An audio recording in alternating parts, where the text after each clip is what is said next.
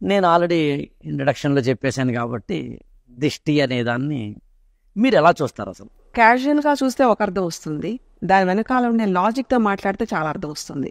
Nothing but ఏదైనా లో energy తోటి ఉన్నారు, అలసిపోయినట్టుగా ఉంటుంది, బడలికతోటి ఉండే ఏదైనా నార్మల్ దిష్టి. చిన్నపిల్లలకి తిన్న తర్వాత కూడా తిప్పుతూ ఉంటాం, అంటే వాళ్ళకి తిన్నది అరగాలి ఇలాగని, జఠరాగ్ని బాగుండాలి అని. కొంతమంది బయటికి వెళ్ళి రాగానే అలసిపోయినట్టుగా అయిపోతారు, అంటే బాడీ ఫిజికల్గా యాక్టివ్గా ఉండేది ఆ యాక్టివ్నెస్ తగ్గితే అది దిష్టి అనుకుంటారు, కానీ నిజమైన దిష్టి అది కాదు. ఓకే, దిష్టి అంటే ఎనర్జీ ఇస్ దేర్, అది మనం పెంచుకునే దాంట్లో ఈ అట్రాక్ట్ అవుతూ ఉంటాయి.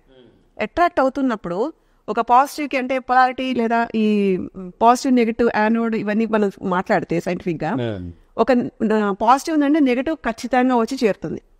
దట్ అట్రాక్ట్స్ దట్ కదండి.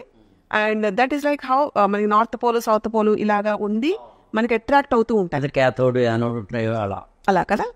ఈ భాషలో కనుక మాట్లాడితే దీని వెనకాల చాలా మర్మం ఉంది, బాడీలో జరిగేదానికి మన జరుగుతున్న దానికి. అంటే శరీరం లోపల జరుగుతున్న దానికి ఎన్విరాన్మెంటల్ కనుక ఏదైనా అట్రాక్ట్ చేసినప్పుడు బాడీ బ్యాలెన్స్ చేయలేకపోతే దట్ ఈస్ లైక్ దిష్టి. బయట ఏది నుంచి వచ్చినా బాడీని అటాక్ చేస్తుంటే మామూలుగా మనం తీసుకుంటున్న ఈ దిష్టిలు ఇవన్నీ మనకి మంత్రపూర్వకంగా, మంత్రభాగం చాలా బాగా ఎక్స్ప్లెయిన్ చేస్తుంది దీని గురించి. దిష్టికి మంత్రం ఉంటుంది, అంటే పాము మంత్రము, తేలు మంత్రం, అవి ఎలా అయితే చిట్టి మంత్రాలు అంటావో దిష్టి మంత్రం కూడా చాలా అమోఘంగా పనిచేస్తుంది. ఓకే ఓకే, అంటే ఇవాళ 21వ శతాబ్దంలో నమ్మొచ్చంటారా ఇంకా?